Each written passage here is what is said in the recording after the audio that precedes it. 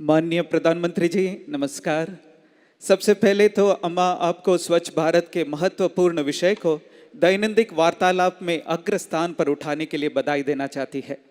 माता अमृतानंदमयी मठ प्रकृति के रक्षण, स्वच्छता, स्वास्थ्य, शिक्षा तथा जल संरक्षण से संबंधित जागरूकता अभियान चलाने और परियोजनाएं लागू करने की दिशा में प्रतिबद्ध एवं सक्रिय रहा है।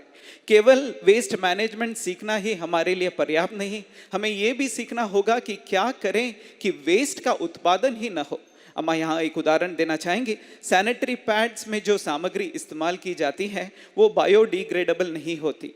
हमारा मठ सूती कपड़े में लपटे केले के फाइबर से सौख्यम पैड्स बनाने में सफल रहा है। इन पैड्स को बार बार इस्तेमाल किया जा सकता है और इसमें उपयोग किए गए पदार्थ बायोडिग्रेडेबल है। गांव की महिलाओं के लिए ये पैड बनाने का काम उनकी आय का साधन भी बन गया। Amma told our Prime Minister about Saukhyam pads. Saukhyam team is working with governments in many places to make reusable pads accessible to everyone. It's important to make this awareness widespread so that girls and women can choose for themselves what is best for their bodies. Amma is loved and revered across the world as a spiritual and a humanitarian leader.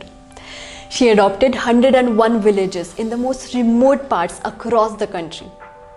Amma and her team realized that lack of access to proper methods of menstrual hygiene was the reason why many girls dropped out of school.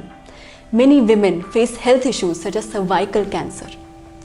They began a quest to find a solution, and that's how Saukhyam was born. Today, Saukhyam has received many awards nationally and internationally. Many women across countries such as US, UK, Germany are buying Saukhyam pads. The same pad that is preferred by the modern, informed woman is being provided in the most remote areas across the country.